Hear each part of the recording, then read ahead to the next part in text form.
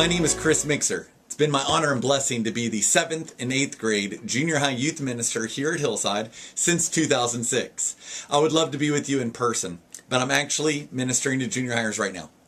I just want to give you a look at what we do as a junior high youth ministry and give you some inspiration and encouragement as parents about to embark on the confirmation program.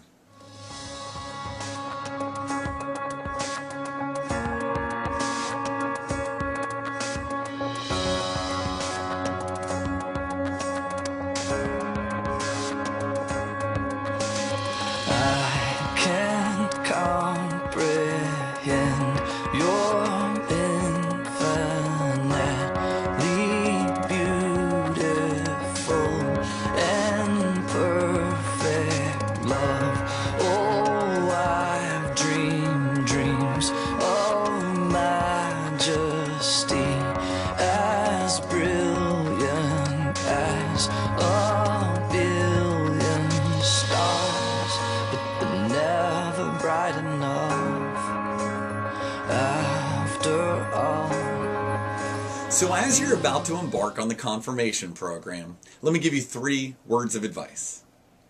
Direction now is always easier than correction later. Think of a large ship. If you set a ship on the correct path, it's going to get where it's going. If it's on the wrong path, it's incredibly difficult to turn the ship.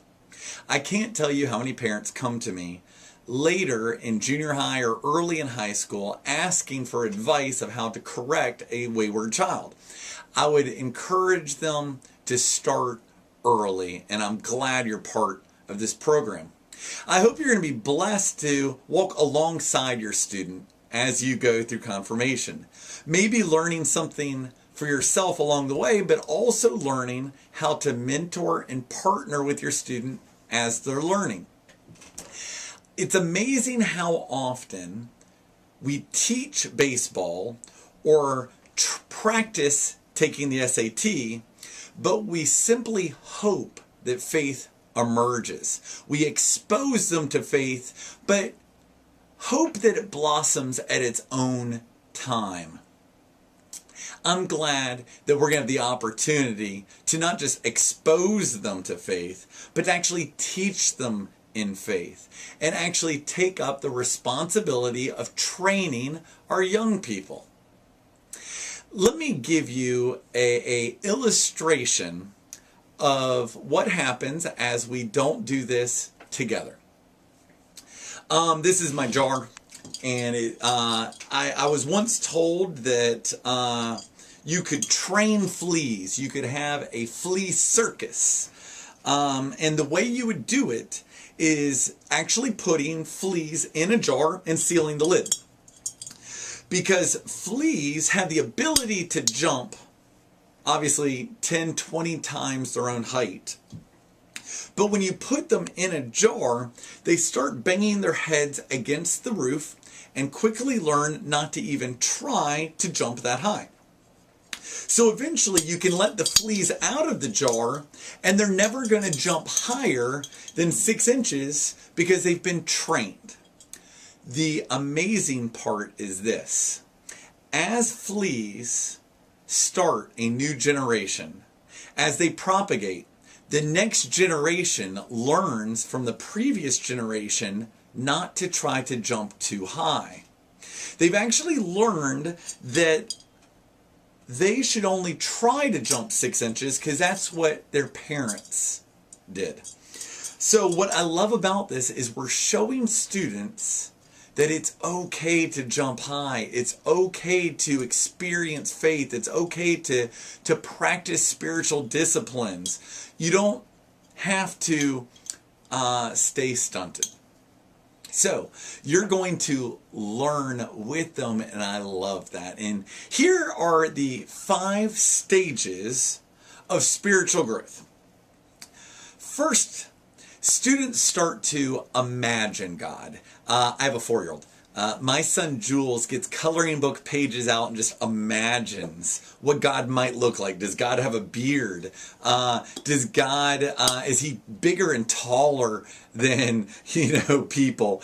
He just imagines God. And that's a very beginner stage of faith. But soon we start to learn the narratives, learn the stories of what God has done in human society. Now, some of us aren't even at that stage yet, and that's okay. We don't know the narratives by heart. We don't understand what Jesus was doing. We can't quote what happened to Noah after he got off the ark. We're learning the narratives alongside our students, and that's okay. The third stage is joining. And what I mean by joining is that we're adopting Christianity as our own personal identity. We acknowledge these aren't just stories, these are my stories. And this is what God is doing in my life.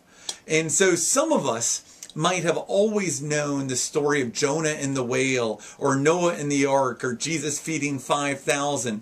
But this will be the season that your junior higher will start to feel this is part of them. This is their identity. The fourth stage is making it personal. Realizing this is application. This wasn't a story that happened 2,000 years ago, or I just claim as my story. This is something that affects me today. It challenges me today. It affects how I speak and what I do today. Students often find challenges in junior high. They bump into someone they don't agree with. They have someone challenge their faith. They're being challenged for the first time, and that's when they're going to decide, is faith real? Is it my faith? Can I stand up to the storms? And you might be developing that alongside them, or just encouraging them through those challenges. You play a great role as a mentor and cheerleader during this season. And then lastly, I think the fifth stage is sharing your faith. Being bold to stand up and preach and claim and invite others to be part of what we're experiencing. So enjoy this experience alongside your student. I hope that it encourages you. I hope maybe it grows you, but most of all, students are going to remember that you were there beside them. Students don't want teachers, they want witnesses. They want people that have been where they're going, or are at least going alongside them. They so much want to experience faith and not just be taught faith. And so my prayers are with you. Good luck. Come find me if you need me. I am excited to be part of this process, and I hope to meet you personally very soon. Thank you.